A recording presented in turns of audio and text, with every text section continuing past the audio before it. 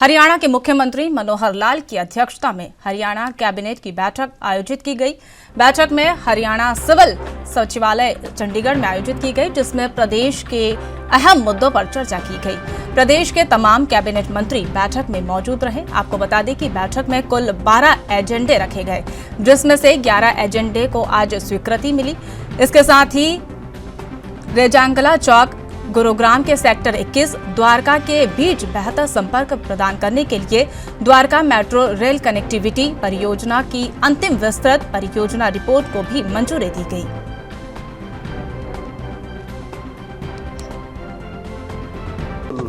बारह एजेंडा ऐसे थे। 12 एजेंडा में एक एजेंडा तो ऐसा था कि वो आदमपुर की विधानसभा से जुड़ा हुआ था, इसलिए उसके ऊपर कोई निर्णय करना उचित में नहीं था, क्योंकि आचार संहिता लगी है। लेकिन कैबिनेट ने मुख्यमंत्री के नाते ऑथराइज कर दिया मुझे कि उस पर जो निर्णय लेना होगा वो आचार संहिता के समाप्ति के बाद तुरंत लिया जाएगा। बाकी जो मुख्य एजेंडाज में एक है गुरुग्राम में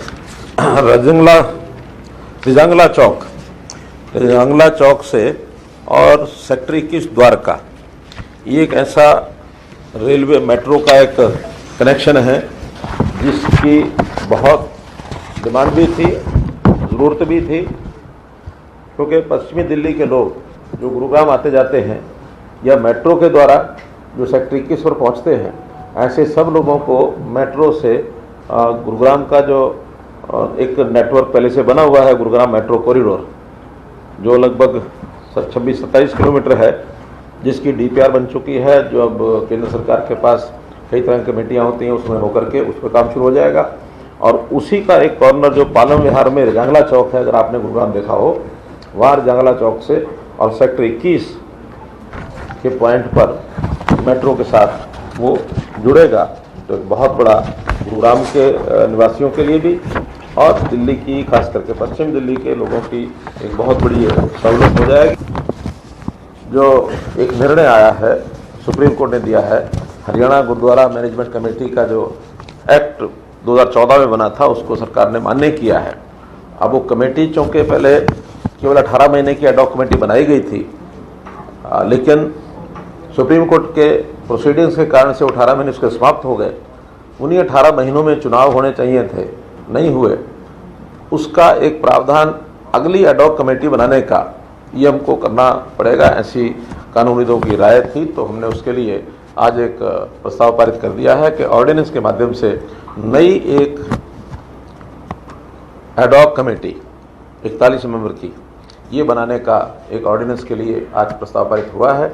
ऑर्डिनेंस आते ही और नई कमेटी ये तुरंत बना दी जाएगी। एक विषय ये भी ध्यान करने लायक है। जैसा हमने जीएमडीए गुरुग्राम में एक अलग से अथॉरिटी बनाई है, इसी प्रकार फरीदाबाद के लिए जो एफएमडीए ये भी घोषणा की थी, उसको आज विधिवत तौर पर कैबिनेट की मंजूरी मिल गई है। उसके लिए सब रूल्स बन गए हैं और उस एफएमडीए का हालांकि काम शुरू हो चुका है, गुरुग्राम की जो मेट्रोपॉलिटन डेवलपमेंट अथॉरिटी की तर्ज पर ही उसको भी आज फाइनल किया गया है। प्रिजन्स में बहुत तरह के जो सुझाव आते हैं, उन सुझाव के आधार पर वहाँ के लिए कुछ रिफॉर्म्स ये किए गए हैं। उन रिफॉर्म्स में ख़ास तौर पर जैसे वहाँ प्रिजनर्स की डाइट का विषय है, उनको प्रॉपर फूड मिलना चाहिए। पुराने रूल चले आ रहे हैं। जैसे उदाहरण के लिए एक रूल है कि हर एक कैदी को आपको 7 रोटी देनी है। अब ये नियम पता नहीं कब बना होगा, कैलोरी के हिसाब से ठीक है, शायद उस समय रोटी और दाल के या सब्जी के अलावा कुछ नहीं होता होगा। आज बहुत सी चीज़ें मिलती हैं। आज 7 रोटी उनको वो खाते भी नहीं हैं और वेस्टेज बहुत होती है। और कुछ लोग वहाँ वेस्टेड इंटरेस्ट जिनके होते हैं कि वेस्टेज हो तो हमको इसका बेचने में लाभ मिलेगा। अब उसमें एक डाइट का पैसा जो तय किया हुआ है, उसमें अलग अलग प्रकार की जो मेनू के हिसाब से वहाँ उनको जेल के कैदियों को ये अधिकार दे दिया है अथॉरिटी को बनाने के लिए, अलग मेनू बना के जैसा एक सामान्य व्यक्ति की आवश्यकता होती है वैसा उनको भी दें।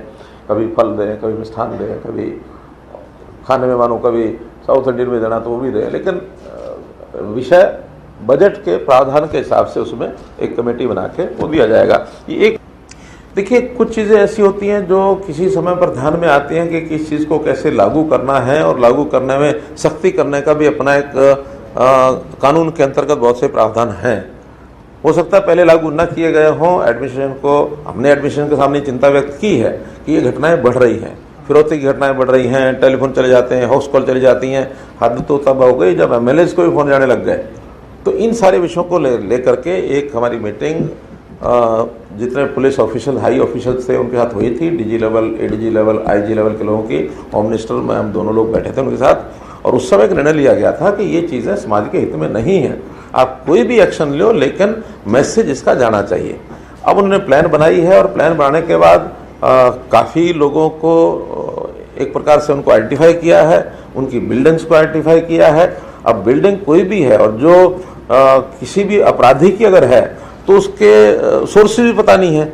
वहाँ तो केवल एक ही बात है कि आपका कोई एक एसेट है, उसके सोर्सेज क्या हैं, इतने में ही वहाँ मामला पता लग जाता है कि इनके सोर्सेज अपने कोई नहीं है, कई तो बेनामी हैं, और बेनामी में से इन्वेस्टिगेशन के बाद पता लगती है कि बेनामी नहीं है, फला गैंगस्टर की है, फला अपराधी की है।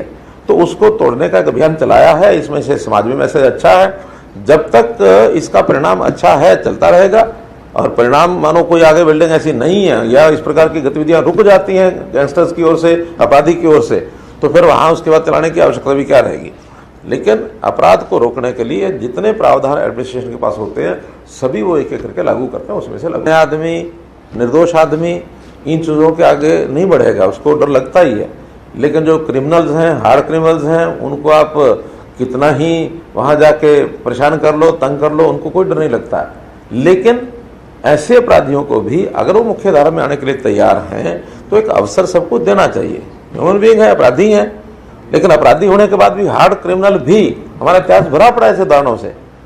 हार्ड क्रिमिनल बना, किन कारणों से बना, अब कई बार उसको मौका ही नहीं मिलता मुख्य धारा में आने का। तो अवसर, इन जेलों का नाम पहले कभी जेल होता था, बाद में इसका नाम क्या रखा है, सुधार घर। उसका अर्थ क्या है? हाँ, तो हम लोग जिस समय चल रहे हैं, हमारा ये 21वीं सदी का ये विषय कि हर किसी को ठीक रास्ते पर पहले प्रेरणा देने से, शिक्षित करने से, नैतिकता सिखाने से, और नहीं तो फिर दंडित करने से। दंडित करने का